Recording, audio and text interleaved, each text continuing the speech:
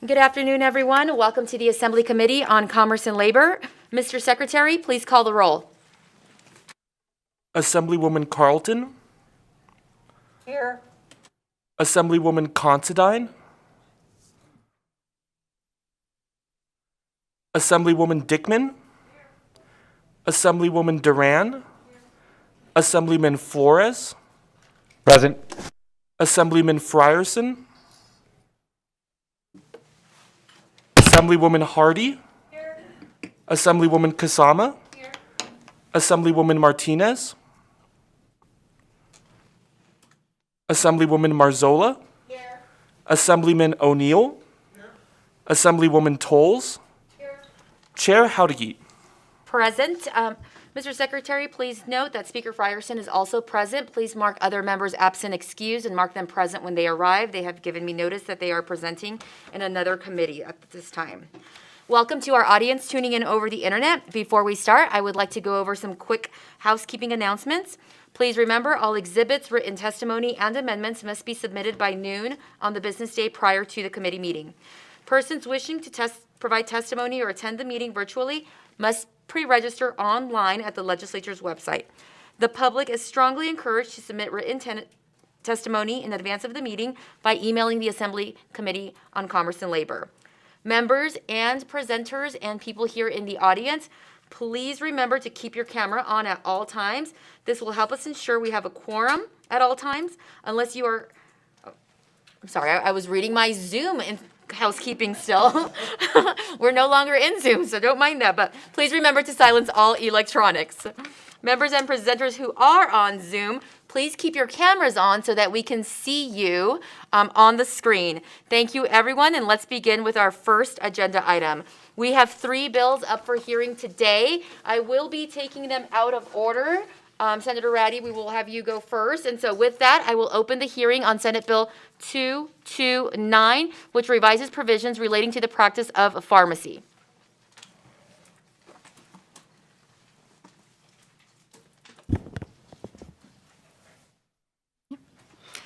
Good afternoon, everyone. My name is Julia Ratty, and I represent Senate District 13, which is the sort of urban core of Reno and Sparks. I have the middle, if you will, downtown Reno, downtown Sparks, the university, etc. I am very excited to be with you here today to present Senate Bill 229, which is all about access to health care. And I just want to express my gratitude to the committee for allowing us to go first, because my co-presenter is Dr. Beth Slamowitz, who, with the Department of Health and Human Services, heads up all of their pharmaceutical work. She is significantly and incredibly smarter than I am, and we really do need the benefit of her in the committee, and she is helping to present in another committee. So thank you for that indulgence. So first of all, I wanted to just say that SB 229 is about access to health care.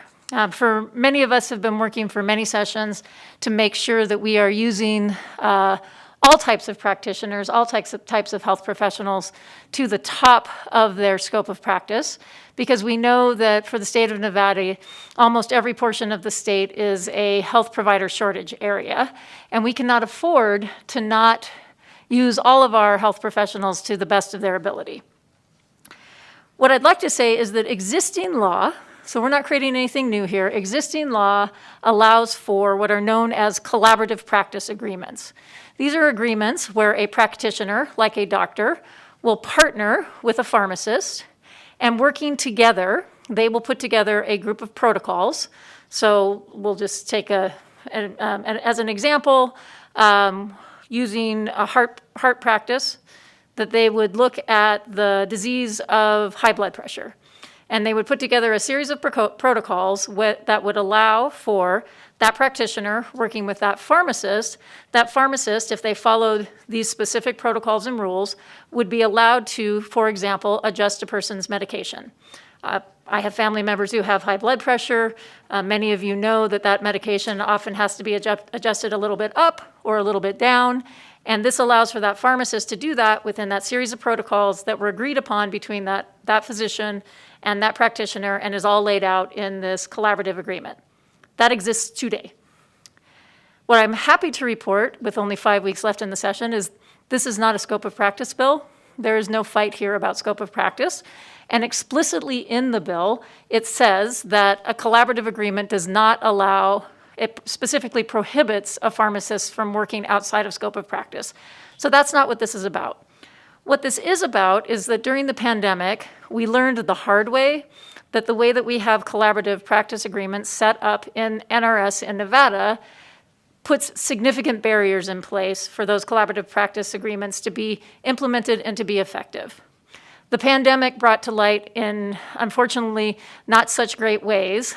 We could have used pharmacists quickly and readily to help with testing, to help with immunizations, to help with all of the steps that we needed in the pandemic. And we actually could not get there with the way that collaborative practice agreements are set up in our law today, and instead had to use emergency orders to be able to get to the best and top of their training and scope of practice in the use of our pharmacists. So what this bill does is it makes a series of tweaks to collaborative practice agreements so that they can be used going forward and that it would not require an emergency declaration to do so. As a couple of examples, in the law as it was currently written, it always had to happen in a medical facility.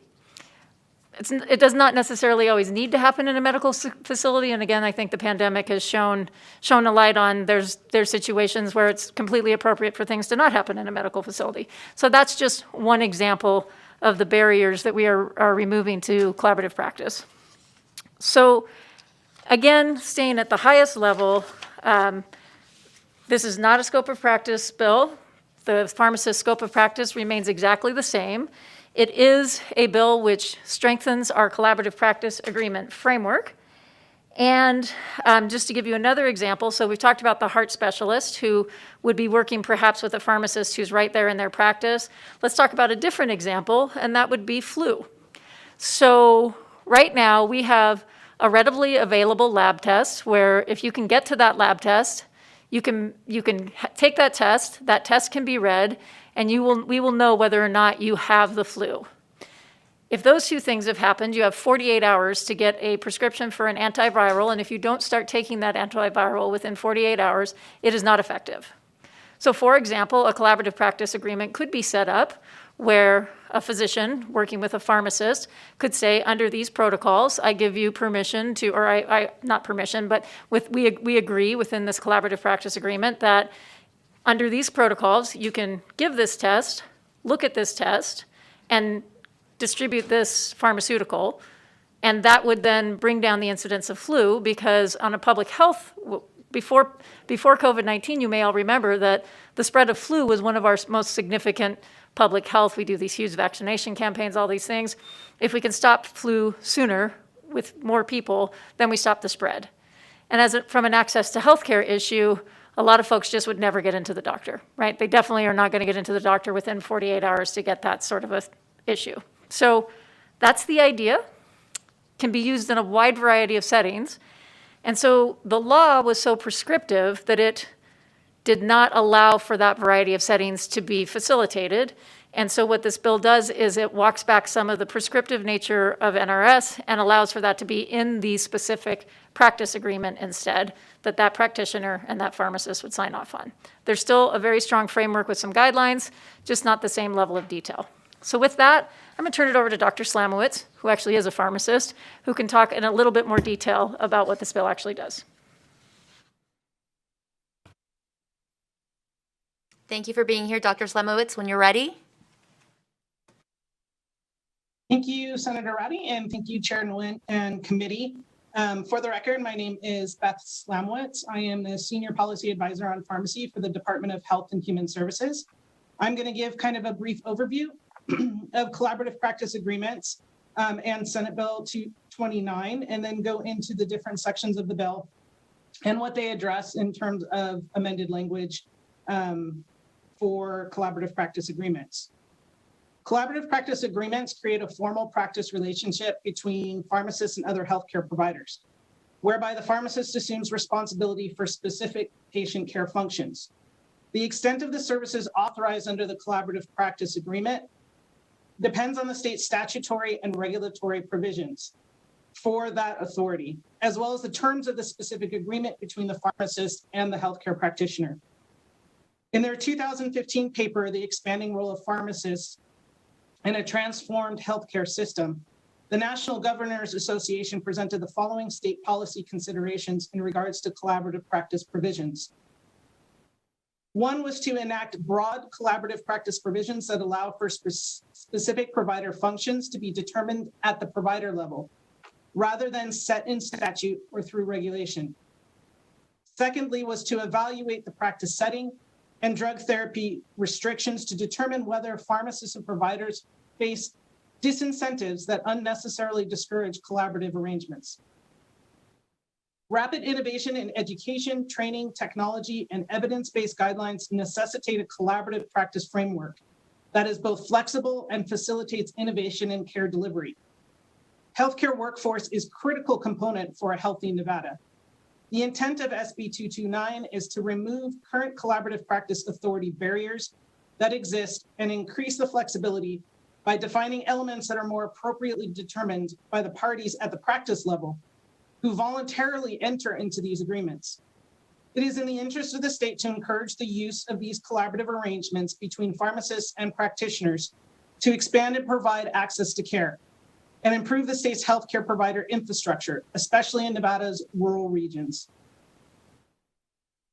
Section 1 of the bill amends NRS 639-0124 to remove the requirement that the development of written guidelines and protocols in collaboration with a practitioner are intended for a patient in a licensed medical facility or in a setting that is affiliated with a medical facility where a patient is receiving care. A pharmacist practice setting or a patient's relationship with a medical facility should not be a barrier to the pharmacist and practitioner's ability to enter into a collaborative practice agreement. Section 2, subsection 2, amends and removes the barriers for a practitioner to enter into a collaborative practice agreement, which include the requirement for a patient referral by a practitioner to a pharmacist, requirement for the practitioner to obtain an informed written consent from a patient who is referred, and a requirement that the practitioner practice his or her profession within 100 miles of the primary location where the collaborating pharmacist practices in the state. Pharmacists and practitioners may specify the level of patient involvement in collaborative agreement, depending on the level of service elements such as informed consent, written consent, or opt-out provisions may be appropriate as determined by the parties to the agreement.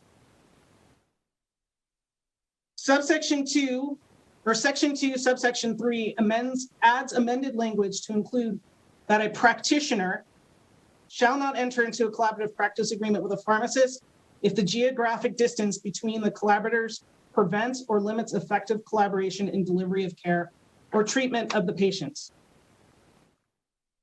Subsection 4 adds amended language that a practitioner shall not enter into the agreement that includes a diagnosis or initiating of treatment unless that practitioner actively practices his or her profession in the state or provides those services using telehealth. The board also may grant a written request for exemption from the requirements of this subsection if good cause is shown. Subsection 5 adds language that a collaborative practice agreement does not grant a pharmacist the authority to engage in any activity that is outside the scope of practice of the collaborating practitioner. Subsection 6 maintains the current language that outlines the requirement of a pharmacist who engages in a collaborative practice agreement. These requirements include documentation of any treatment or care, documentation of any decision or action concerning the management of drug therapy, maintaining records concerning the care or treatment provided for at least 7 years, requirement to comply with all of the provisions of HIPAA, and the requirement to provide a patient with written notification of any test administered and the results, any drug or prescription filled and dispensed, and the contact information of the pharmacist. Language removed from Section 2 again intends to remove the barriers of elements that may be determined at the practitioner level through the individual collaborative practice agreement. The language that was removed includes requirement for a pharmacist to obtain the informed written consent of a patient, which must include a statement that the pharmacist may initiate, modify, or discontinue the medication of a patient, is not a physician, osteopathic physician, advanced practice registered nurse, or physician assistant, and may not diagnose.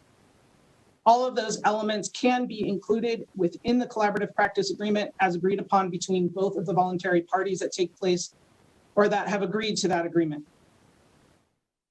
Lastly, the requirement that a practitioner may not enter into a collaborative practice agreement with a pharmacist for the management of controlled substances is removed. It is recommended that all prescription drugs, including controlled substances, may be included within a pharmacist collaborative practice authority. The language in section 3, subsection 1A through J is maintained and defines what must be included in the collaborative practice agreement. These include a description of the types of decisions concerning the management of drug therapy, a detailed explanation of the procedures that the pharmacist must follow, including documentation, and a requirement to report such decisions to the practitioner and receive feedback, the procedure by which a pharmacist will notify the practitioner of an adverse event, the procedure by which a practitioner will provide the pharmacist with a diagnosis and any other medical information that is deemed necessary, a description of the means by which the practitioner will monitor clinical outcomes and intercede when necessary, authorization for the practitioner to override the agreement, authorization for either party to terminate the agreement, the effective date of the agreement, and the date by which a review must be conducted for the renewal of the agreement. Subsection 1K is removed, which requires the inclusion in the agreement of the process by which the pharmacist will obtain informed consent. As stated before, the informed consent can be part of the requirement of the protocols within the agreement. Section 4 amends NRS 6392629 by removing subsection 1A through C and replacing it with language which defines what must be included within the written guidelines and protocols that are developed by a pharmacist in collaboration with a practitioner and authorize collaborative drug therapy management. The amended language allows for provisions to be determined at the provider level and allows for flexibility based on practice setting and drug therapy restriction. The following is required to be included without limitation within the written guidelines and protocols. A description of the types of decisions that a pharmacist can make regarding the management of drug therapy, including description of diseases, drugs, or drug classes to be covered within the protocol. The types of decisions that the pharmacist can make regarding those diseases, drugs, or drug classes. The training the pharmacist is required to complete. The procedures the pharmacist is required to follow to make changes to drug therapy or other therapeutic decisions that would be included, the criteria to make those decisions, and the procedures for documenting and reporting those decisions to the practitioner, procedures for the practitioner to provide feedback to the pharmacist.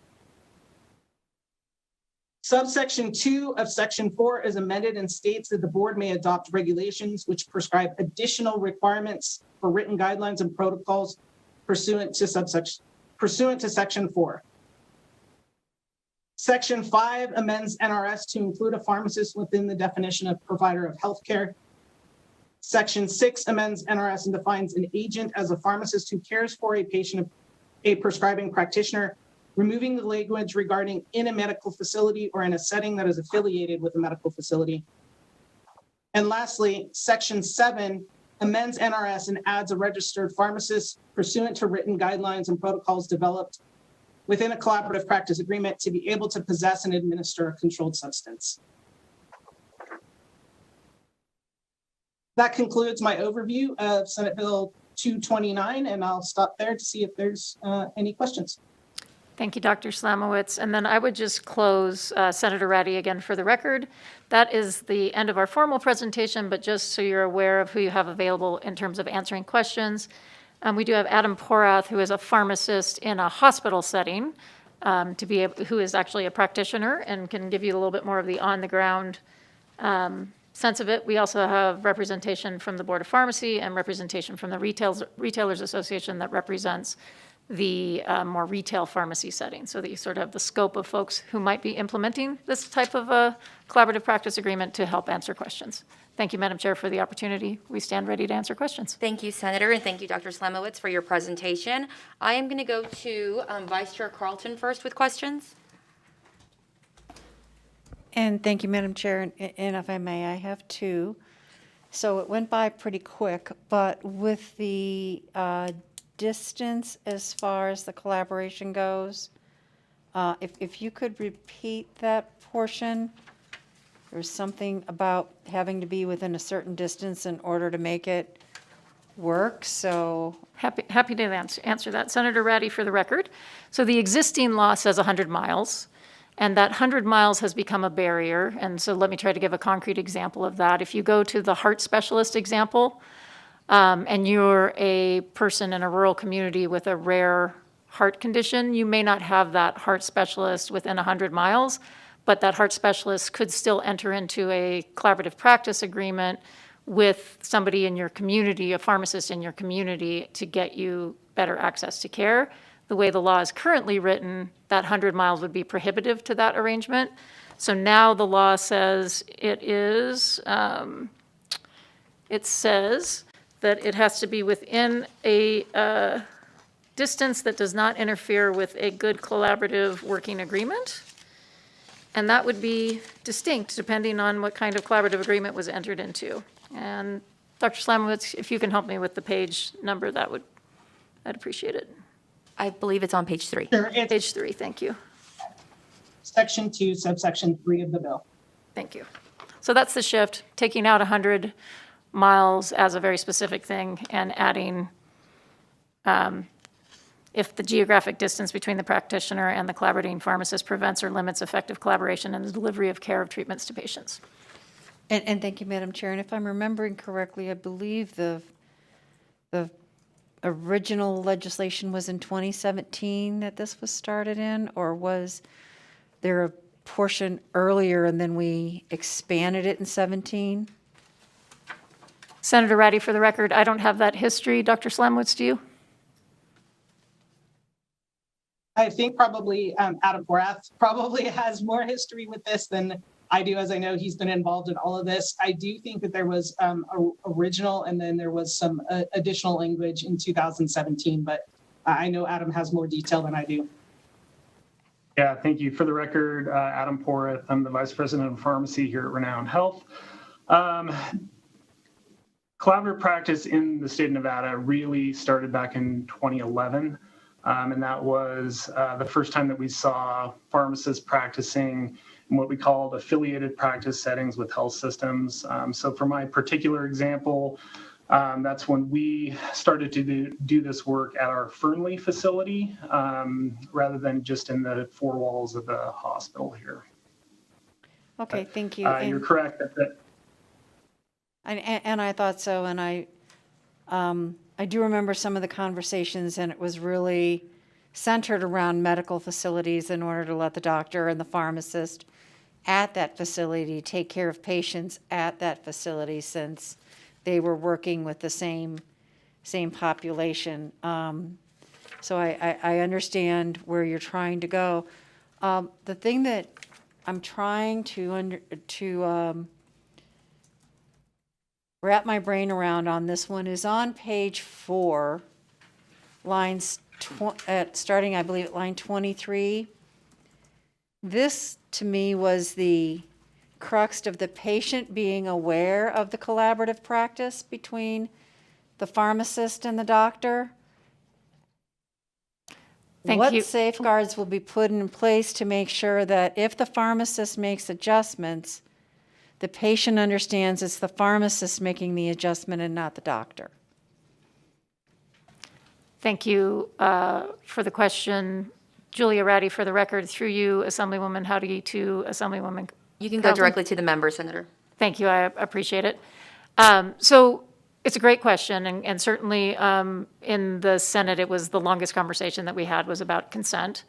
I consider this to be a modernization of the language. As the medical system has become more comfortable with a variety of practitioners, whether that be an APRN or a PA or any number of others that we've worked on, we've moved away from that consent piece and more towards badges and things that just label who they are. This consent then, if you think about the flu example, that consent may not be as necessary because it's a very straightforward transactional, more of a transactional piece. here's my sample, here's your test, here's your antiviral. And in that setting, layering on significantly more paperwork where we're already in a place where access to care is challenging wouldn't be appropriate. Whereas if you were talking about a transplant survivor or a heart practice or a cancer practice, that the consent would be significantly higher level.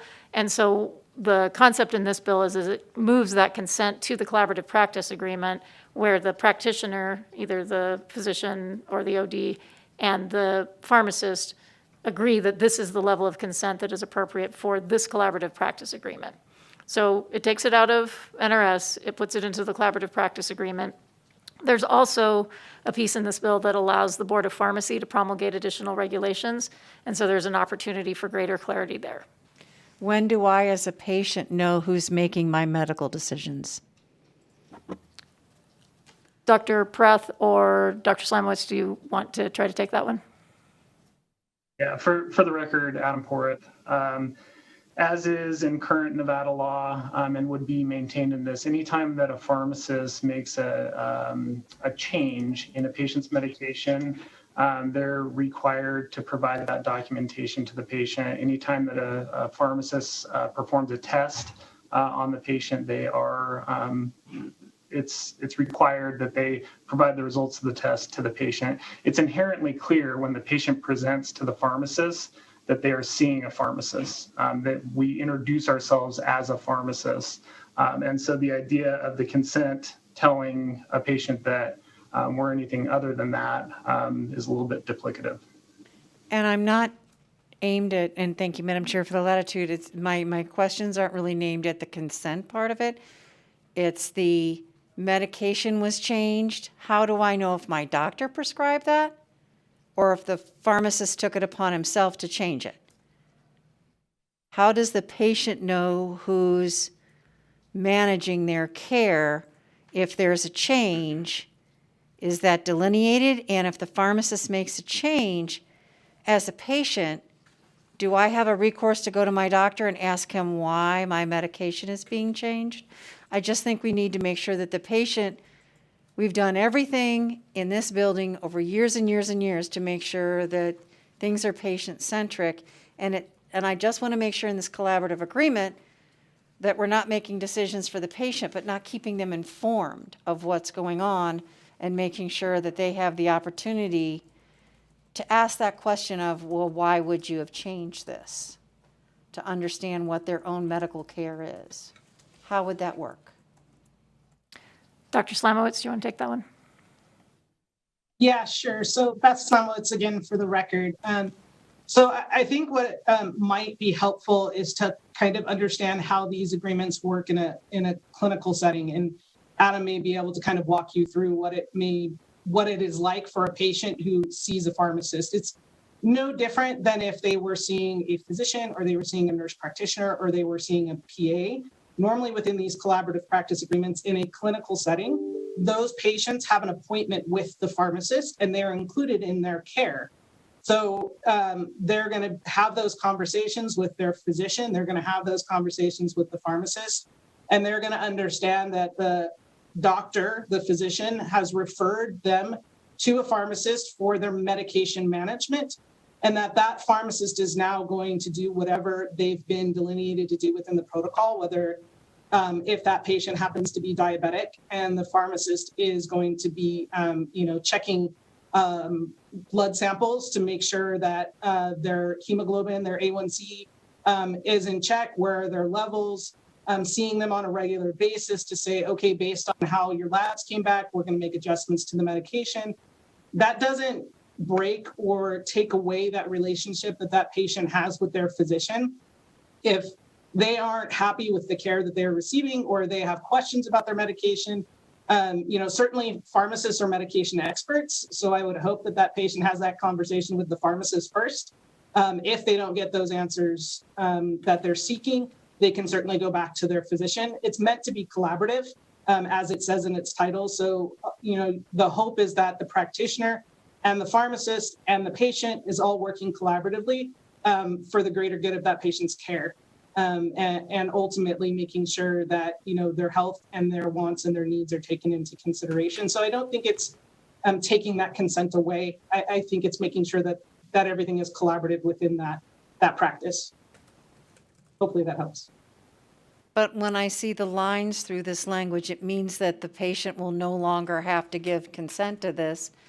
If they see that doctor and that doctor has this collaborative practice, that patient is mandated to comply whether they agree or not. There's no opt-out for them. So I think sorry, go ahead. So Senator Ratty, for the record, I would not present that bill. So there's no mandate that they continue to see that pharmacist. There's no mandate that they don't have an appointment with their doctor. So I just want to make sure that for the record is very clear. I apologize, Senator Ratty. I didn't mean it. I just meant that when we delete this language, how does the patient give their consent to participate in this practice model? So I don't mean this, Julia Ratty, for the record, I don't mean this to sound glib, but they show up for the appointment. So they've met with in the clinical setting, they've met with their doctor. Okay, I guess I'm not quite making my point, so thank you very much. I appreciate it. I apologize. I am going to move on to Assemblymember Marzola. Thank you, Madam Chair, and thank you for the presentation, Senator. And hopefully my question will make sense. This is definitely a new space for me. On section 6, what used to be subsection 5, and it says a practitioner may not enter into a collaborative practice agreement with a pharmacist for the management of controlled substances, and you are deleting that section. And I'm wondering, one, why it's being deleted, and two, are there any safeguards in place when it comes to, I think controlled substance, I think of pain medication. And so can you maybe give me an example of when a pharmacist would be able to change the amount of a pain pill for a patient? Absolutely. So Senator Ratty, for the record, and again, we'll turn it back over to the experts, but just generally think of cancer drugs. So, or think of a patient who's going through a cancer diagnosis that has significant pain management. We're talking about those kinds of situations. So you might have this now cancer patient who's going to their clinical practice setting, which includes their cancer doctor and their cancer pharmacist who are working in a collaborative agreement. And so if there need to be modifications to their pain management, again, under a very strict series of protocols that doctor and that pharmacist has agreed to, then that pharmacist, who is the expert in medication in that relationship, would be able to move those amounts up or down, or if there's a drug that's not working, kind of move through that process with that patient under that collaborative practice agreement with those protocols. So that is an example. I will just be very explicit. There is nothing in this bill that removes any of the protections, reporting requirements, all of the logging of information that we have been working on very heavily over the last multiple sessions on pain management and pain medications. Those all still stand, and that work all still needs to be done. It's just that it would be the pharmacist that could do that up or down, or perhaps recommend another drug. Dr. Slemowitz or Dr. Porath, any additional comments to that? Yes, thank you, Senator Ratty. Beth Slemowitz for the record again. So just to follow up with what Senator Ratty said, when I was a student, I actually worked in a collaborative arrangement with a physician at a outpatient chemotherapy clinic and did assist in the management of patients, not only their pain medications, but also their anti-nausea medications, as well as medications for constipation that is often caused with the use of pain medications. And so that is a really good example of where controlled substances would come in. And then just from a broader standpoint, yes, pain medicines are the very first thing. Opioids or narcotics is what people think of when they think of controlled substances. But there are many other medications that fall under the category of the controlled substances. Some of those might be for the treatment of substance use disorders.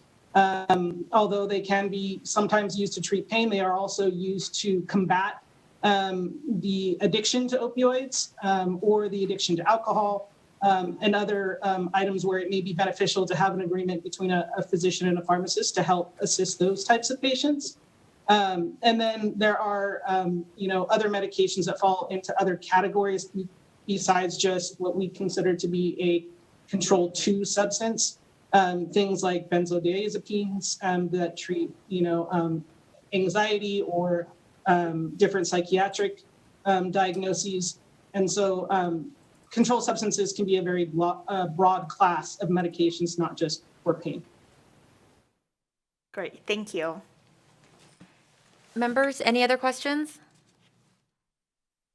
Okay, Senator, I do have one. It was in the areas where we were deleting some of the language, and specifically the language that deleted the approval of the Board of Pharmacy for the agreements.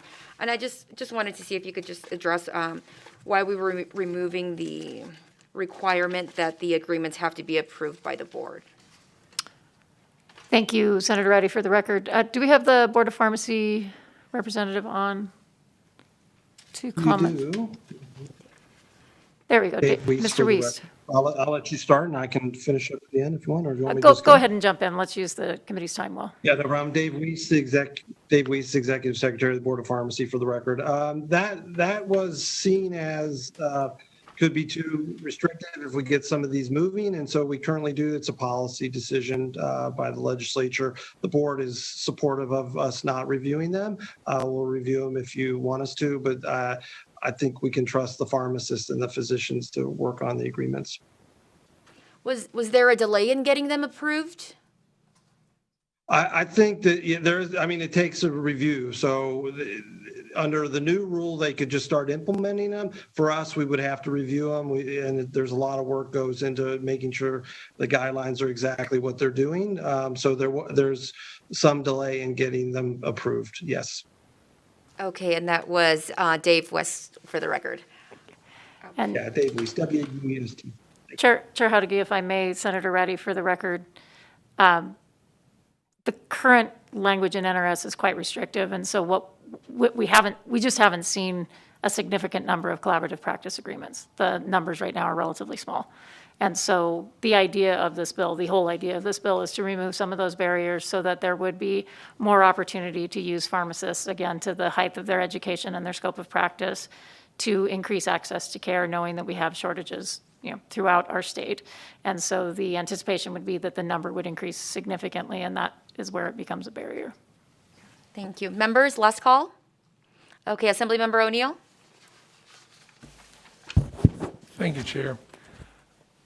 I'm not sure who can answer this. I'm sort of going along with Ms. Carlton's questioning. What I want to, because it is somewhat new, I want to make sure that the patient is aware in this procedure that if a drug treatment or drug is changed, even if it goes from to generic drug for cost, that the patient is aware of who made the change. That's what I read in here, and that they understand it's a pharmacist who's not a doctor. And building upon that, does the doctor maintain final control over the patient's treatment? Thank you, Assemblyman, for the question. And I think this is where there's a level of discomfort with the bill, so I want to try to be as clear as possible in this. What would happen in the way the law is written is that the collaborative practice agreements and that level of detail would be left to that practitioner and that pharmacist, because the level needed varies dramatically. If you're talking about the flu example, where it really is a one-time interaction and there is not an ongoing relationship with a physician, and there's a whole different level of need there, versus what a practice, say, that Dr. Prath is involved in, where it's an ongoing relationship in a heart clinic or a cancer clinic or a substance use disorder clinic, where the physician is in this office and the pharmacist is in this office, And that patient has an ongoing relationship with both the physician and the pharmacist. And so the level of communication and the level of ongoing case management that happens in that kind of a practice is significantly different. So for that broad range of examples of how a collaborative practice agreement could be used, what the bill calls for is that in the confines of that collaborative practice agreement, that would be detailed out. And so for the heart practice, the heart doctor could say to the pharmacist, this is how we in our practice inform our patients, right? And that is built into the model versus the retail pharmacy setting where it's just a flu piece and there's really not a whole lot there except for here's your antiviral, and folks are happy to take that and be on their way. So rather than being explicit in NRS, it's explicit in the collaborative practice agreement of how that practitioner is working with that pharmacist to make sure that that patient is taken care of. If that's not sufficient enough, I'm happy to take another crack at this. I will say that we worked pretty extensively with the ODs and the MDs on the first version of the bill to get to a place where we had removed their concerns. But if we're not removing the concerns of the legislature, then clearly we have more work to do. I think that if I may ask one follow-up. So I understand on those serious issues, as you were saying, the heart treatment. How about I'm possibly under some treatment, and the doctor has prescribed various medication. I deal with a local pharmacy who has multiple pharmacists in there. Would that also, who would be the pharmacist that the doctor would collaborate with? So thank you for the question, Julia Ratty, for the record. That is probably not an ideal situation for a collaborative practice agreement, and you wouldn't see one. That's just not the nature of how a collaborative practice agreement works. This is not the short-term medication for this piece of this, this thing that you're working on right now. It kind of lives at both ends of the spectrum, if you will. I understand a little better now. Thank you. That's what was confusing me when you were talking about the flu, which is very minor. So Yeah. thank you for the explanation. Thank you, Chair, for the time. Okay. Assemblymember Tolles? Thank you, Madam Chair. And I heard somebody make the comment that this is new, and I'm just wondering, is this something that's done in other states? Do we have examples of how something similar to this is done and how it's been successful? Thank you. Thank you, Julia Ratty, for the record. Dr. Slamovitz, would you like to take that one? Sure, absolutely. Thank you, Senator Reddy. So Beth Slumwitz, for the record, collaborative practice agreements are definitely not new. As Dr. Porath mentioned earlier, in Nevada, we've been working on this since 2011. Several other states already have collaborative practice arrangements in place. Nevada has some of the most restrictive requirements, but there are other states. So collaborative practice authority exists in Idaho, Illinois, Minnesota, Michigan, Montana, Nebraska, New Mexico, North Dakota, South Dakota, Tennessee, Utah, Vermont, just to name a few. Florida just recently passed a law allowing pharmacists to both test and treat for minor non-chronic conditions. That includes strep and flu under a protocol with a physician. That was Florida House Bill 389 and just passed in 2020 for reference. There are also Idaho and Kentucky as well approved what they call statewide protocols to also include strep and flu. And so it does occur in multiple states across the nation. Thank you, Madam Chair. And just so essentially, the problem we're solving is that we have these restrictive barriers, and this would put us more in line with other states that have successfully implemented these collaborative practices. Yes.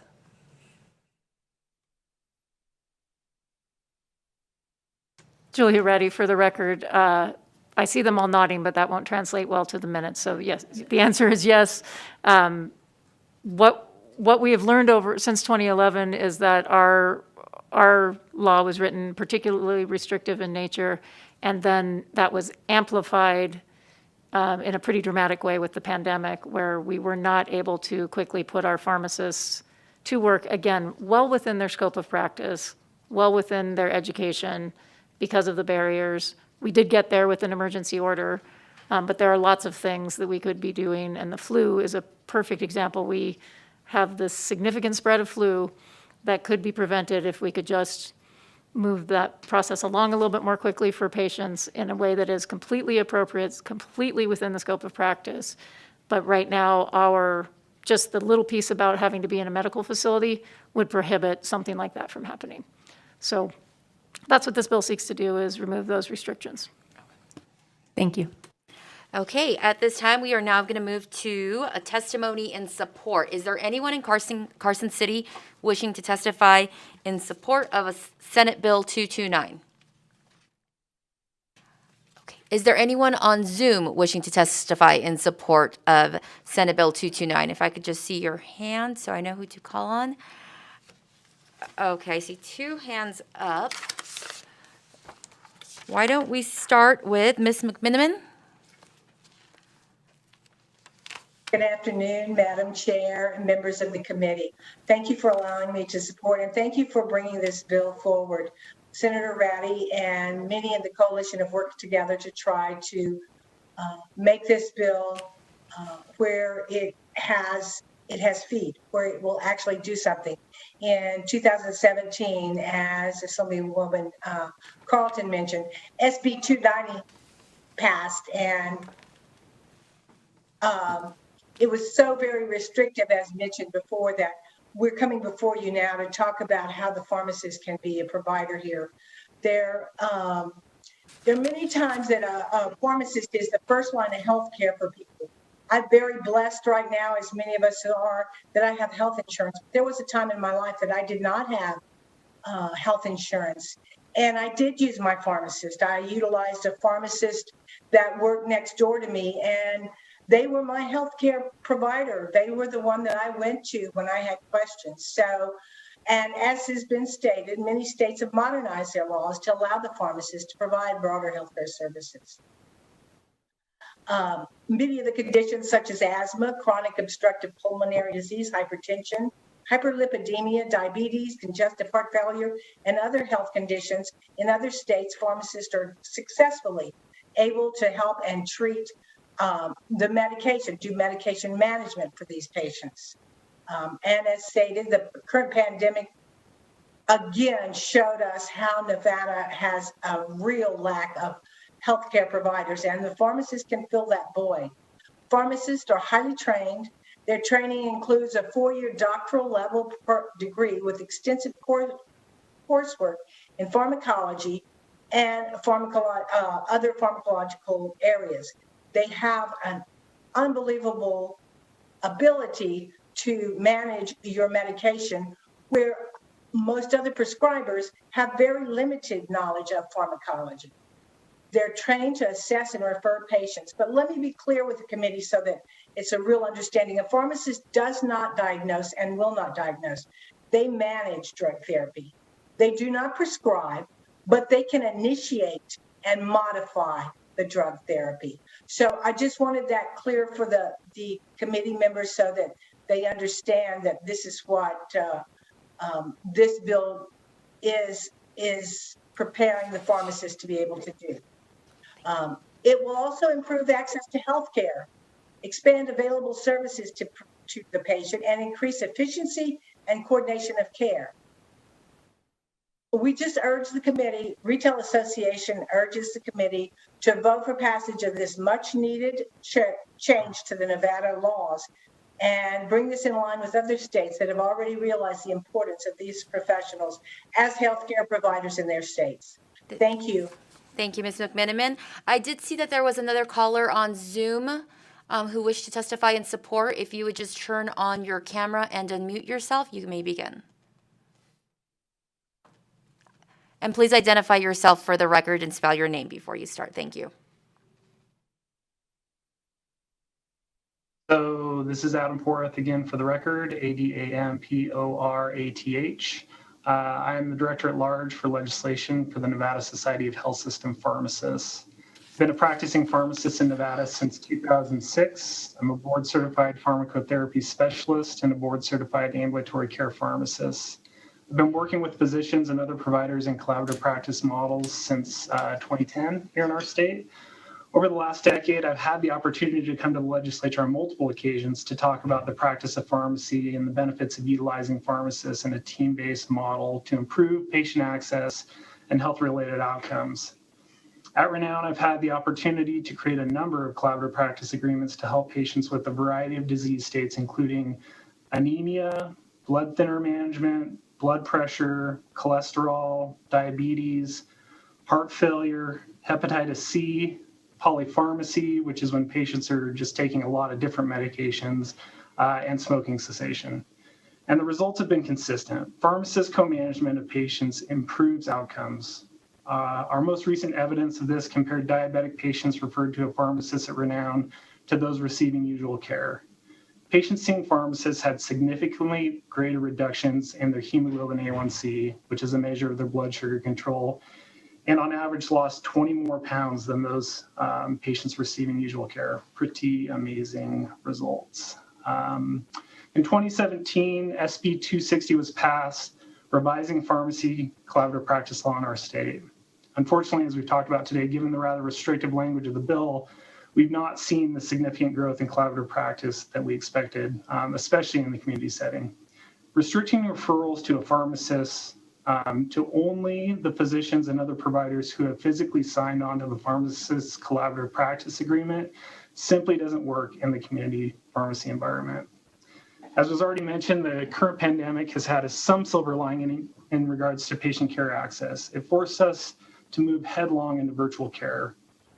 As such, there's been some temporary allowances for pharmacists to provide care with virtual supervision. To date, this has been a successful experiment and has actually allowed for expanded collaboration between pharmacists and practitioners. The Nevada Society of Health System Pharmacists fully supports SB 229, and I myself personally as a pharmacist am excited to support the bill.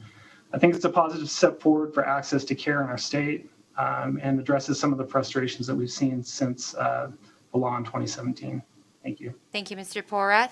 Broadcasting, could we please go to the telephone line for those wishing to testify in support?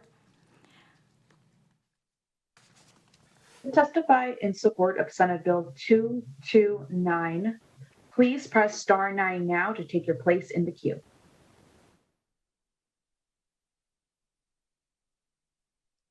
Caller with the last 3 digits of 124, please slowly state and spell your name for the record. You have 2 minutes and may begin. Good afternoon, Chair and members of the committee. For the record, Paul Moradkin, M-O-R-A-D-K-H-A-N with the Vegas Chamber. The Chamber is in support of Senate Bill 229 and appreciates the bill's sponsor for bringing the bill forward today.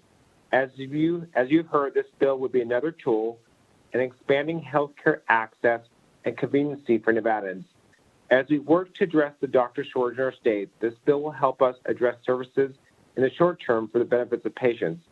We also view this bill in allowing for greater efficiencies within Nevada's healthcare delivery system. Thank you, Chair and members of the committee, for your time today.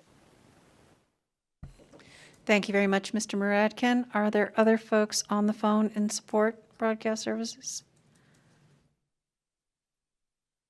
Caller with the last 3 digits of 893, please slowly state and spell your name for the record. You'll have 2 minutes and may begin. Good afternoon. My name is Vasudha Gupta, V-A-S-U-D-H-A, last name G-U-P-T-A. I'm an associate professor at Roseman University College of Pharmacy and a board-certified clinical pharmacist at a federally qualified health center in Henderson, Nevada. I'm representing Nevada Pharmacy Alliance, and we fully support Senate Bill 229. As part of my clinical responsibilities at First Person Care Clinic, I provide direct patient care to a medically complex underserved population. I optimize the use of medications for chronic diseases to ensure efficacy while limiting side effects and misuse in collaboration with primary care providers. The providers that I work with will attest that I'm a valuable part of the healthcare team, helping to improve care through medication management. This is especially true for diseases that are mostly managed through complex group of medications and require significant education. for example, diabetes, no other healthcare providers receive 4 years of a doctorate education that's primarily focused on the management of diseases utilizing medications. I'm knowledgeable about the 30 different types of insulins that are available on the market to treat diabetes, and oftentimes I'm also aware of which of those are most likely to be covered by a patient's insurance. However, most community health centers and primary care offices don't employ a clinical pharmacist to provide these services. Majority of the pharmacists are located in community pharmacies, and the current restrictions in implementing the CPA in a pharmacy limit the provision of care and make it impossible for pharmacists to be able to provide these services. For example, if a patient is experiencing low blood sugar for diabetes, without a doubt, the community pharmacist has the knowledge to determine which of the 5 diabetes medications the patient is taking is most likely to cause the low blood sugar. And that can be addressed when the patient is picking up their medications rather than waiting 3 months to see their primary care provider. SB 229 allows for appropriate loosening of those restrictions so that unnecessary requirements don't hinder pharmacists from using their medication expertise to expand access to healthcare for Nevadans. Nevada is ranked 48th in the nation for primary care physician access, and allowing pharmacists to practice effectively within their scope of knowledge and abilities will increase access to care and ultimately reduce healthcare burden and costs. Thank you so much for the opportunity to speak. Thank you for your testimony. Broadcasting, next caller.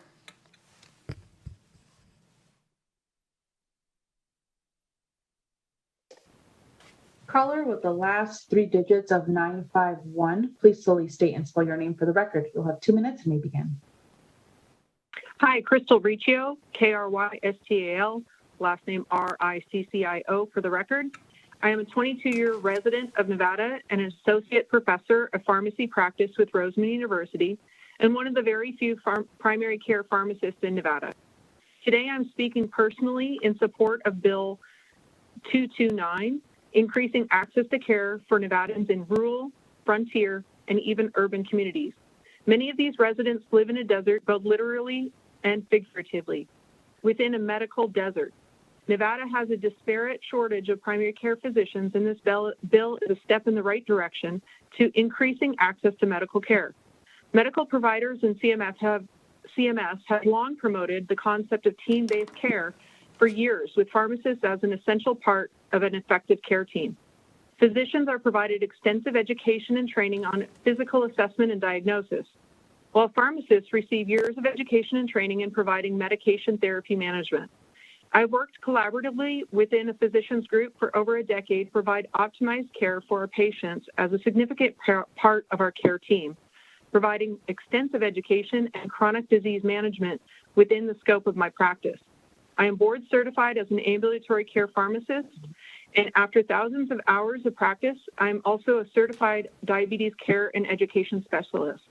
Despite years of practice developing rapport and trust with physicians and patients alike, barriers in our past and present legislation assuage my pursuit of a collaborative practice agreement. Unfortunately, practice without a CPA creates its own barriers, requiring physicians to be on site during all of my patient encounters and requiring me to interrupt a physician's own practice day to get approval for any medication changes I recommend.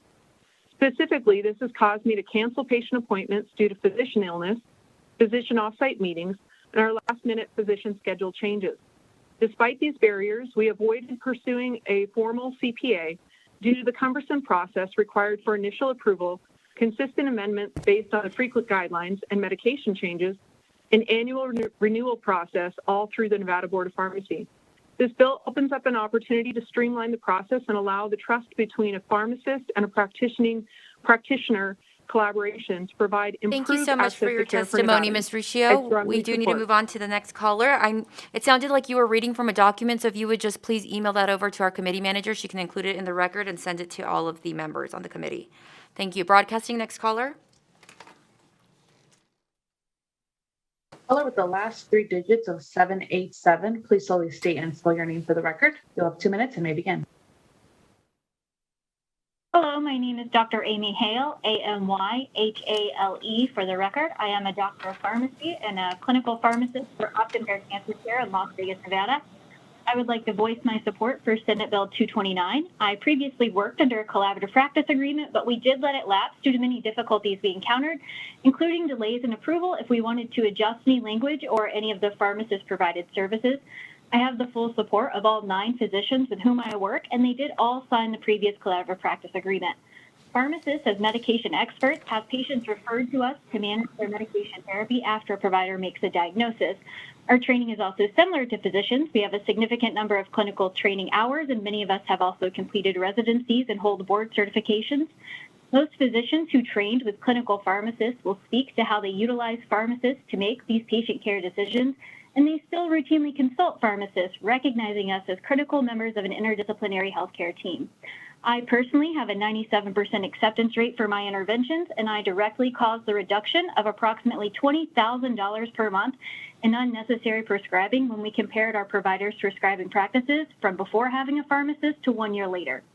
One issue we encountered after dissolution of my collaborative practice agreement is an increased burden on our providers. They had relied on me to make appropriate dosing adjustments, adjust supportive care and pain medications per peer-reviewed and evidence-based guidelines, interchange drug products per our internal formulary, and also follow up on tests and labs that are needed for specific medications. Now they must be repeatedly interrupted to implement these changes that they felt were well within the scope of practice of a trusted pharmacist, or they would not have signed the original agreement. Removing barriers to collaborative practice agreements allows for more comprehensive healthcare teams and actually greater communication between providers, pharmacists, and patients. It can reduce delays in care by having a pharmacist immediately resolve issues with a medication instead of waiting for a patient to schedule again with a provider. And it can augment the patient-provider relationship by having more trained eyes evaluate a patient's therapy, which results in better controlled healthcare costs and improved outcomes for both efficacy and patient safety. I want to thank you all for your time, and I am grateful for the opportunity to have spoken with you all. Thank you. Broadcasting, next caller, please. Caller with the last 3 digits of 005. Please slowly state and spell your name for the record. You have 2 minutes and maybe. Hello, my name is Ken Kunke, Kenkunke, and I'm here today representing the Nevada Pharmacy Alliance. It is an alliance that is, it represents pharmacists, technicians, and students throughout the whole state of Nevada. I'm here to show our support of Senate Bill 229. First, I want to say that currently 48 states have collaborative practice laws. Some of those are very restrictive, like ours, but others are allowing pharmacists to truly use the skills that they learn in school to treat the patients at the best of their ability. Another thing I want to point out is that the VA system, the Veterans Administration System, uses these in all 50 states because they can supersede state law. I want to point to some documents that I uploaded in your exhibits under SB 229. If you look under the Senate Commerce and Labor exhibits, the Collaborative Practice Agreement Workshop Report and Team-Based Collaborative Practice Agreements, those are 2 documents that have been worked with groups such as the CDC, the American Association of Nurse Practitioners, and the AMA, the American Medical Association. So some of the questions and concerns that you had earlier, I would direct you towards them documents to scan through just so you can get your concerns answered. I just would say thank you so much for considering this. It's something that Nevada desperately needs, is to open up these collaborative practice agreements, and I'm asking you to show support of Senate Bill 229. Thank you. Thank you, Mr. Kunke. Broadcasting, next caller, please. Caller with the last 3 digits of 197. Please slowly state and spell your name for the record. You have 2 minutes and maybe begin. Hi, my name is Elliot Asarch, Elliott, last name Asarch for the record. And I'm a board-certified pharmacist who works as the Director of Pharmacy of Desert View Hospital, a critical access hospital in Pahrump, Nevada. And today I am speaking personally in support of Senate Bill 229. Nevada has a significant shortage of primary care providers, which particularly affects rural areas like Pahrump over here in Nye County. The patients we provide care for at our critical access hospital in Pahrump often do not have regular access to healthcare providers for their medication management. And unfortunately, we often see patients hospitalized, then rehospitalized for preventable events, such as taking conflicting medications, not being able to titrate, adjust their medications on a week-to-week basis, such as diabetes medications, and oftentimes taking medications from multiple prescribers that polypharmacy that haven't been adjusted due to long months in between primary care provider visits. I believe that providing pharmacy services at a critical access hospital, I'm able to see firsthand the effects of the provider shortage and that pharmacists can be an important solution to this provider shortage. The pharmacists we work with are highly educated and qualified to provide medication management, but unfortunately they're underutilized. SB 229 would remove barriers to setting up these collaborative practice agreements, and I believe that more patients in our rural community would get access to high quality care that pharmacists provide, and hopefully minimize the adverse events that we see from patients who don't have the access to care showing up to the hospital. Thank you so much for the opportunity to speak. Thank you, Mr. Asarch. Broadcasting, next caller. Chair, there are no more callers in support at this time. Okay, thank you. Is there anyone here in Carson City wishing to testify in opposition to Senate Bill 229? Okay, seeing none, is there anyone on Zoom wishing to testify in opposition to Senate Bill 229? Okay, seeing none, broadcasting, can we go to the telephone line? To testify in opposition on Senate Bill 229, please press star 9 now to take your place in the queue.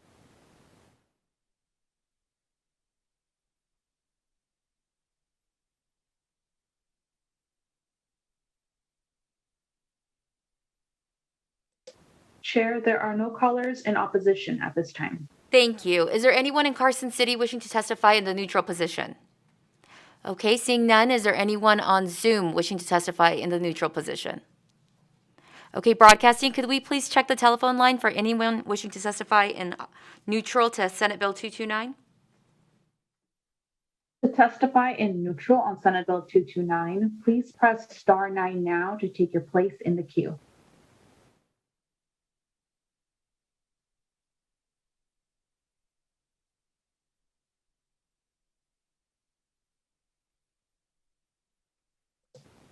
Chair, there are no callers in neutral at this time. Okay, thank you. Senator, would you like to give any closing remarks? Thank you, Chair Huddy. I would just say again, Senator Julia Ratty, for the record, I do believe that collaborative practice agreements have a significant ability to increase access to care and increase quality of care for Nevadans, and that the law that we have it as written today is too restrictive and therefore is reducing the amount of these agreements and therefore the benefit to Nevadans. So I would urge the committee's support in this effort to strike the right balance between protective patient safety and making sure that we have access to care.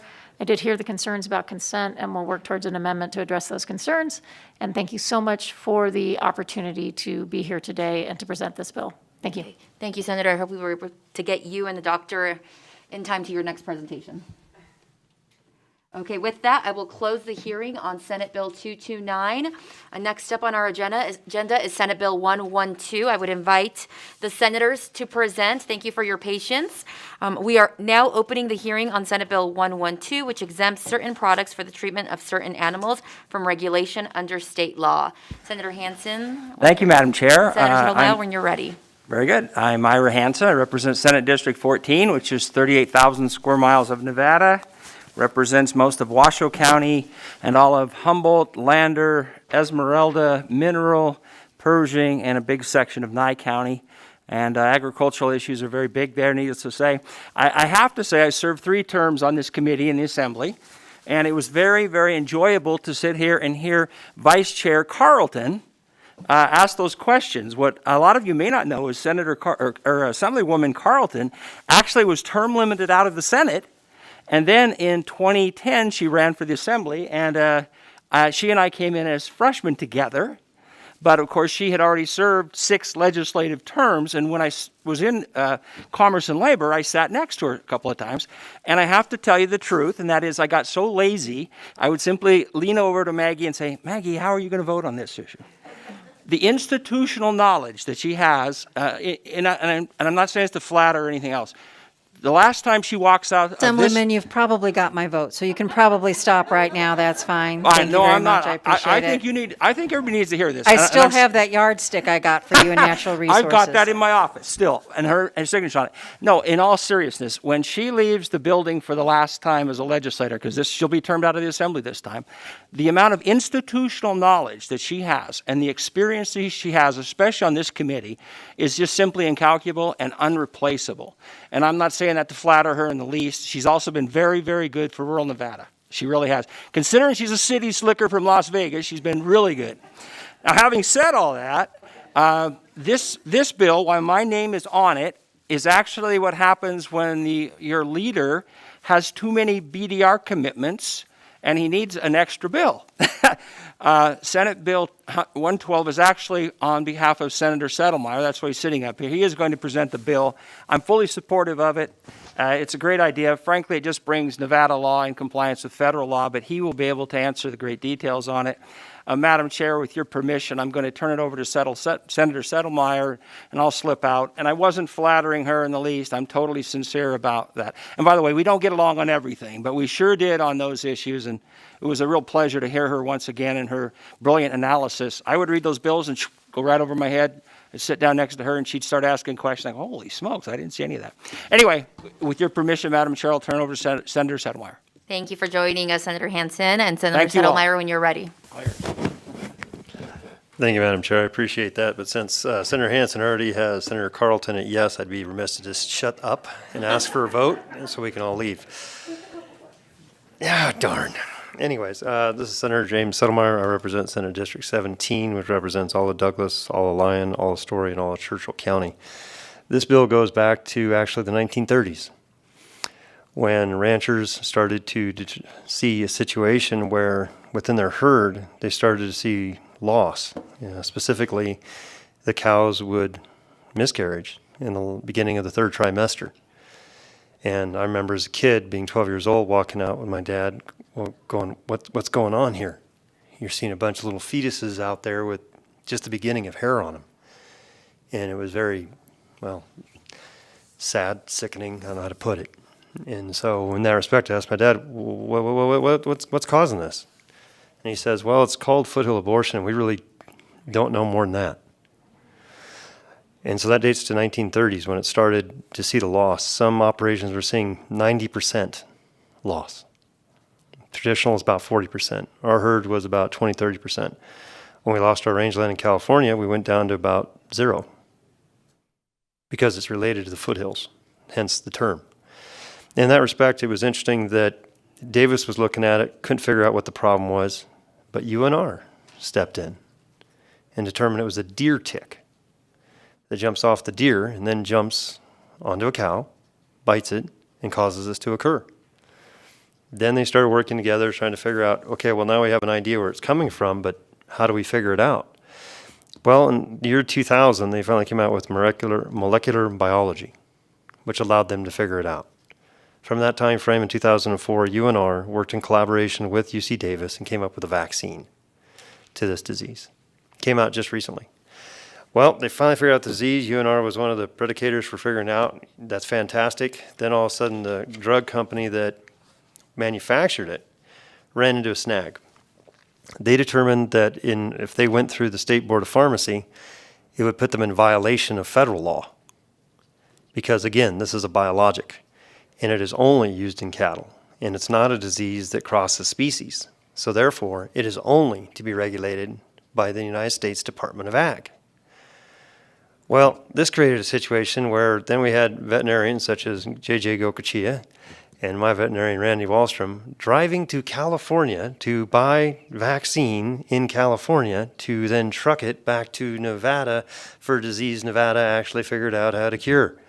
Well, that didn't make a lot of sense. So I reached out to the pharmacy board. They worked on some emergency regulations, but agreed that we need to clarify this within statute so that we did not necessarily be in this problem again. However, wanting to make it extremely narrowly tailored to come to that solution. So if you look at the bill that's in front of you, SB 112, specifically within Section 2A, it is only dealing with those things that are biologics that the Animal and Plant Health Inspection Service of the United States Department of Ag pursuant to the Virus Serum Toxin Act of 21 has the ability to regulate.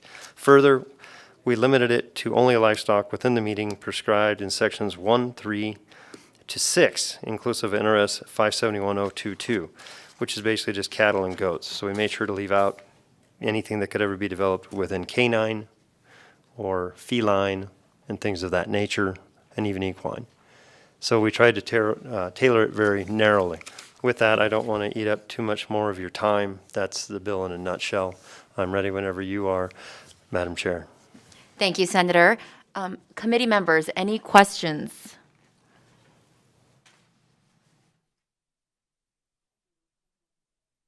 Okay, I'm going to go to Vice Chair Carlton first. And thank you, Senator Settlemyer. I followed you most of the way. But I'm trying to figure out, so currently, if I heard you correctly,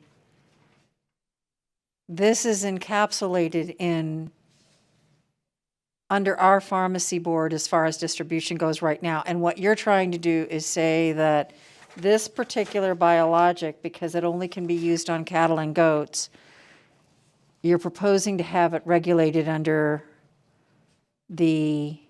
a federal, a USC chapter instead.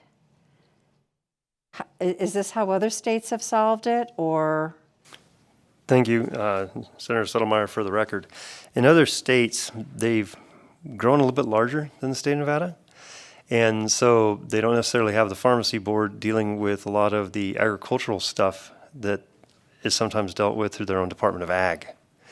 And in that respect, the other states have decided, in my opinion rightly so, that since federal law precludes us from regulating these substances, because it is exclusive jurisdiction and dominion of the United States Department of Ag, per federal law, that there's no reason to get involved since you can't, in essence. Okay, so basically our pharmacy board considers this under their jurisdiction, but in most states, it's not under their jurisdiction, it's under the federal jurisdiction. In most, break it down? This is Senator Settlemyer. Most other states have determined, since it is exclusively and can only be regulated, yes, that it is only to be regulated by the feds. Our state necessarily hadn't come up with this discussion, because most diseases within agriculture are cross-species sometimes, as we have unfortunately just found out. Right. Okay. And that was leading towards my next question is this would only apply to this particular biologic because it's only good for cattle and goats. So we're not necessarily looking at others. I think that answers most of my questions. I'm just a little concerned that if the pharmacy board is regulating things that it really shouldn't be because of the change, that we should have the conversation about that. But it seems as though with this federal citation, you've taken care of this one particular issue. So it looks like we're just going to have to take care of them one at a time as we move through this. Senator Settlemyer. If I could, Madam Chair, specifically it states that everyone that falls under the Virus Serum Toxin Act, which I apologize for not having off the top of my head what year that went into effect, but I want to say it was like the 80s or something of that nature.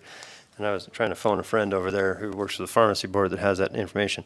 If you fell under this categorization, and again, you fell within to the livestock that we have deemed that are not highly, people don't have a ton of cows living in their house, and so there's no issue. Don't have a lot of goats necessarily living in their house. However, they may have felines and they may have canines. So we wanted to make sure to be as narrowly tailored. But if there are other biologics that fit within the United States Department of Ag 21's Toxin Act, they also would be considered to be outside of the scope and not have to go through that. This is the first one we knew of, but let's say that they come up with something else that, again, the feds have dictated is only to be regulated by the federal government, that the state of Nevada wouldn't necessarily continue it in order to try to do this. However, we wanted to make sure that we were not so wide and so broad that we would be giving up authority on things that somehow, some way could become domesticated or within one's home. That was our desire, and the desire within the definition of livestock in that categorization of NRS 571022. Okay, thank you. And this would be administered by the rancher himself, or would this be administered through a veterinarian? Thank you for that question, Madam Chair, Vice Chair. Senator Settlemyer, for the record. This particular one in question is actually much like Pfizer. It has to be carried in, sustained in cold storage, liquid nitrogen, minus 127 degrees. So in general, it is something that is always done only by a veterinarian. It can only be purchased, again, by the veterinarian. It's just that the veterinarians in Nevada would appreciate purchasing it in Nevada rather than having to drive to California to get it, because traveling with liquid nitrogen in a vehicle is not real fun, whereas FedEx and UPS and other carriers that have figured out the storage and carrying of these things with liquid nitrogen are more accustomed to that. Most veterinarians traditionally only transfer it from their house to the location when dealing with liquid nitrogen, which they deal with on a regular occurrence, and they're rather skilled at dealing with it because they deal with it from everything from vaccines to semen and embryos. However, in this particular situation, they really didn't like the idea of having to drive across the state line to do that. And I have a question for you, Senator. You said that this would only apply to cattle and I apologize, Madam but- Chair. I am trying to feverishly look up the definition of livestock to And so the 1 to definition of 1 and 3. 571022, it also includes birds, dogs, cats.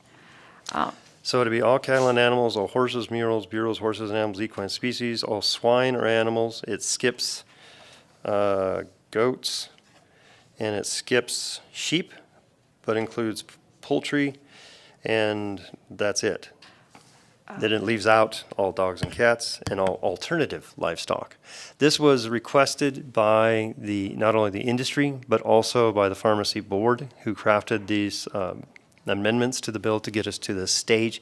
This is where they felt the most comfortable, and I was trying to make sure to follow their guidance, and also, as we all know in legislature, sometimes trying to make sure to go not have a path of least resistance.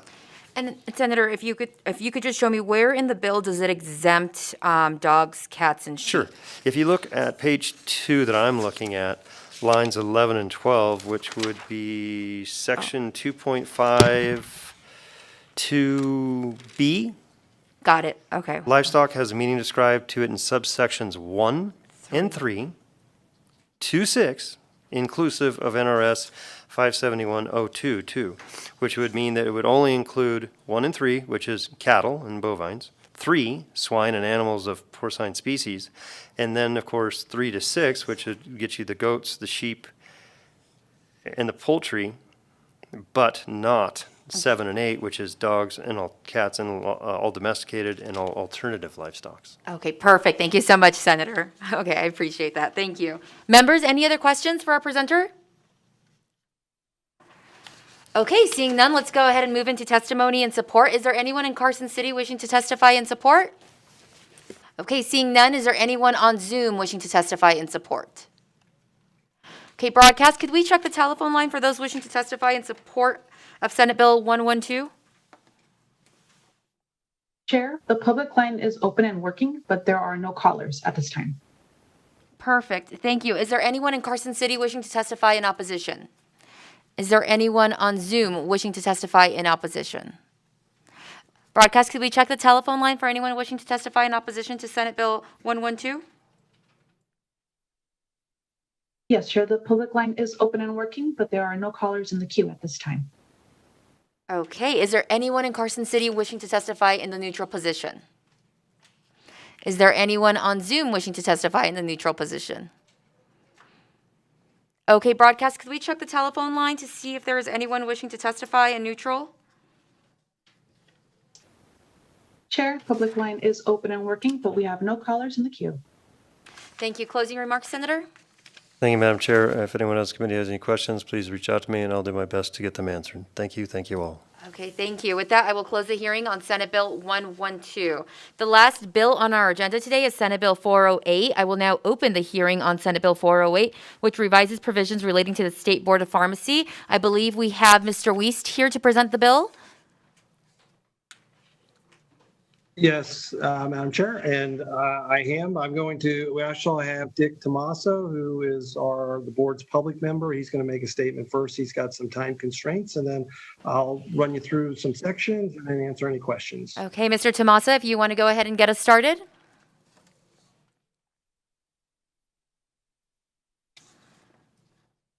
Okay, I hope I'm unmuted. Yes, we can hear you loud and clear. All right, good afternoon. Respected Assemblywomen and respected Assemblymen, thank you for allowing me to speak. I will be very brief. My name is Dick Tomaso. I'm the Vice President of Security, Surveillance, and Government Affairs for Mesquite Gaming.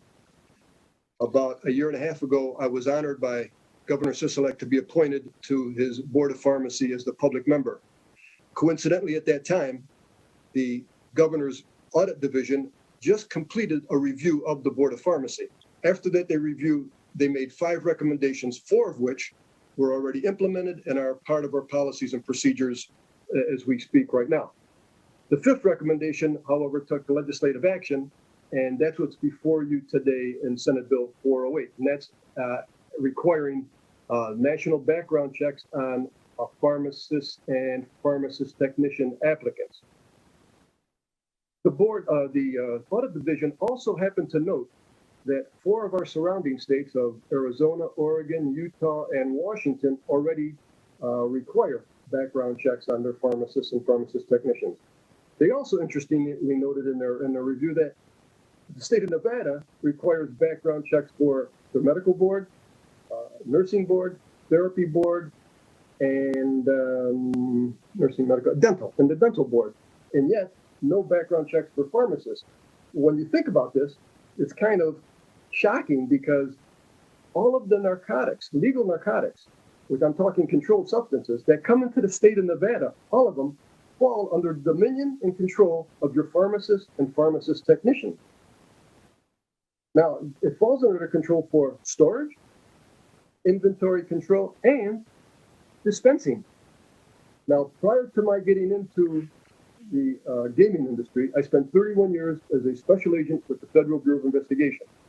My expertise and my specialty was federal narcotics investigation. In fact, I spent the last 8 years of my bureau career right here working federal narcotics investigations in Nevada.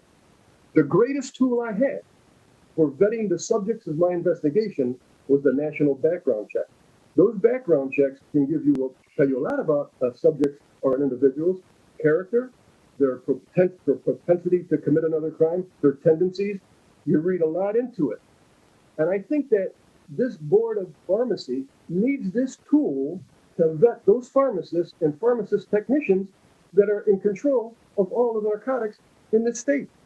I think that the general public, of which Assemblymen and Assemblywomen, you are the general public, you need some assurance, some comfort to know that when you go to the pharmacist and get your prescription bottle, that what's in that bottle is what your doctor prescribed, that it wasn't tampered with, it wasn't exchanged, substituted, or diverted.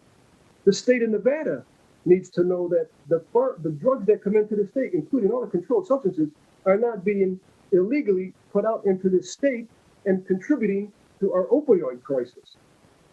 I think senators, or assemblymen and assemblywomen, I think what the Board of Pharmacy is asking you for your help to help us help you. Thank you very much for your time and for listening to me. Thank you. All right, Dave Wiest for the record. Good afternoon. Always difficult to follow Chief Tomaso there, so I appreciate you, Dick. All right, thank you, Chair and members of the committee, for your consideration of SB 408. This bill clarifies and makes more consistent various provisions of existing law that govern how the board operates. It implements recent recommendations that were made either by the Sunset Committee or by the executive branch auditors, and it helps the board protect the public to the greatest extent possible, assuring that we have reliable pharmaceutical care.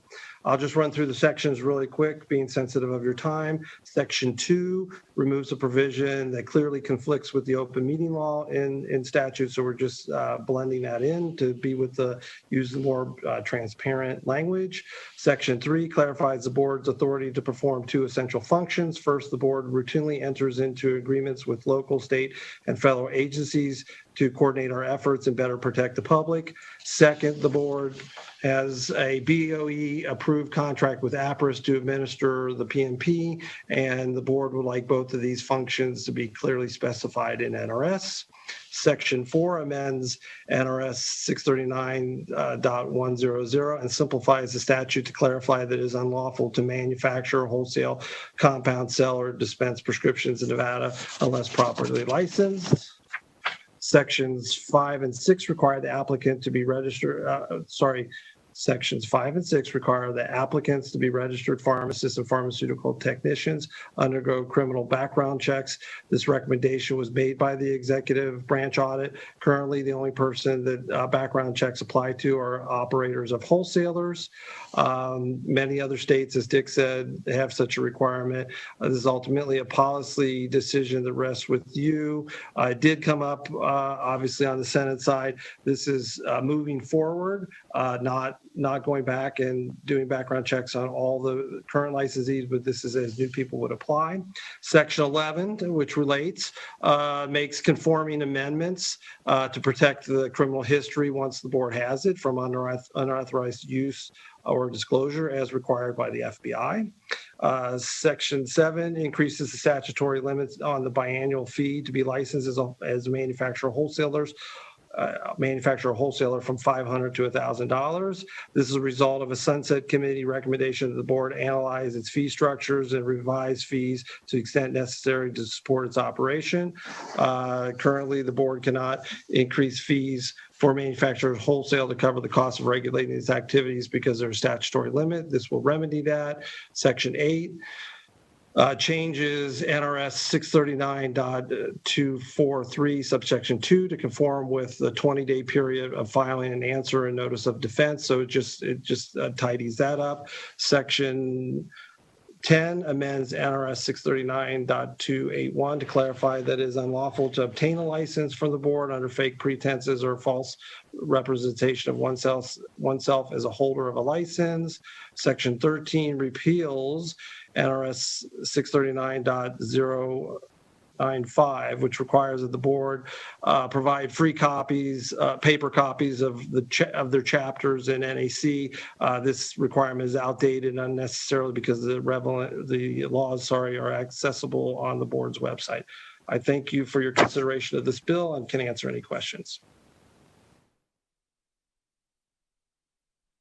Thank you so much, Mr. Wiest. I am going to go to committee members first. Assembly Member Kasama. Thank you, Chair, and thank you, Mr. Wiest, for the presentation. Assemblywoman Heidi Kasama, District 2. My question is, in Section 2.3, relating to where you deleted the section on administrative action, could you give an example of the difference between administrative action, because you're removing that, and the administrative examinations that are closed to the public? Yeah, so the board actually does these all up in the public. The current statute would allow us to do those administrative actions in closed session, but the board doesn't. When we are looking at the character or competency of an applicant, and they can still request that it can be in a closed session, and the board votes to see if they're going to do that or not. But 99% of the board's activities at a board meeting are open to the public, and I think that's the way the board likes it. That's why they're asking for this change. And that was Mr. Dave Wiest for the record. Thank you. Sorry, Chairwoman. I apologize. Dave Wiest for the record. I apologize. It's okay. Teamwork. Members, any Very other excited questions? to get you out. I'm going to go to Vice Chair Carlton next. Thank you. If you could elaborate on the fee increase, please. Dave Weiss for the record. During the Sunset Committee, it was found that we were very short reserves. We were obligated to do a reserve policy, which we did report back to the Sunset Committee. We had no fee increases in the last 21 years at that time. And so that the Sunset Committee made us take a hard look at the activities that we were doing and the fees that we were charging. We did implement some increases to other fees that were within statutory guides or allowable dollar amounts, but the wholesalers, we were way under what other states were doing, not the reason to increase it, but we, as Dick said, we had to change how we were doing the wholesalers. So we've had an increase in activities. We were now doing a lot more with the background checks. And I want to be clear that this does not change the fee. This only changes the statutory limit of the fee. We would still need to do regulation and go in front of the Regulation Commission in order to change any fees. And I understand that. Thank you very much. So you're raising the cap. Can you give me an approximate of what an investigation would normally cost you? These fees are not really related to, if you're talking about the investigation of an applicant, we have to run the fingerprints. We have to interact with the FDA to see if they're a licensed wholesaler. We have to interact with their current state to make sure they're in good standing and all those kinds of things. So that's what the fees go towards. And I appreciate that. Been working with these boards for a very long time. So when I see that the investigation or issuance of the original license is up to a certain amount, but then I see the renewal is also up to that amount, realizing that, yes, these are caps. The original investigations and issuance are always much more expensive than the renewals because the file has already been established, all the original documentation has already been collected, and it's just a matter of updating everything and making sure everyone is still legitimate and hasn't gotten themselves in trouble over the last couple of years. So I was just wondering what the actual real cost of the investigations for the original license were versus what the actual time and effort was on the renewal, because you're setting the cap at the same limit. So that's where my question comes from.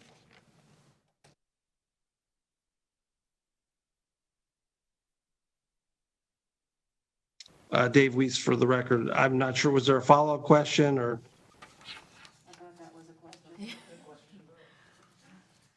Yeah, I pretty much thought that was a question. So here it is again. So it costs more to do the investigation. About how much does that cost? And how much does it cost to do your renewal? And why did you set the cap the same? Yeah, so I think that's if you want the actual dollar amounts, I can definitely provide you to that after this meeting. I understand your point that the upfront investigation is more expensive than potentially renewal, but when we're coming from a place where this is not something that the board even took into account, and then we had an instance where certainly the audit staff pointed out that there was a deficiency. It took a whole revamping of how we were doing that licensure for that category. And we've added people to do background checks. So I can get you those dollars after this meeting.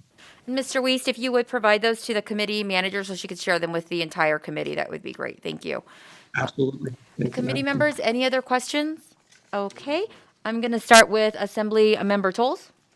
Thank you, Madam Chair. And I have one question specific to the bill and another question that may be directed towards legal counsel. So the first one is just on the last page of the bill, the text of the repealed section that we're removing the requirement that boards furnish free copies of law and regulations for applicants and registrants. And I was just wondering if you could elaborate a little bit more. Is that because we're just directing them to see that online, or what the reasoning was for repealing that section?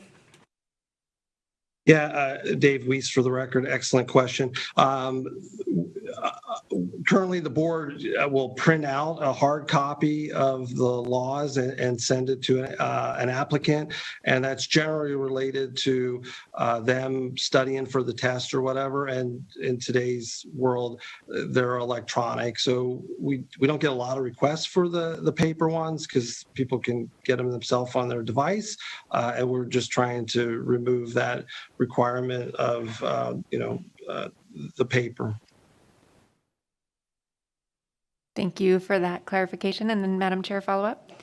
Thank you. And again, this may be better suited for legal counsel, and I may need to take it offline. But last session, we passed AB 319. This body passed AB 319, which set up a process by which all boards who conduct criminal investigation background checks for applicants provided a process for an applicant or for an individual with a criminal history to be able to solicit an opinion from the board if they were automatically disqualified before they began that process.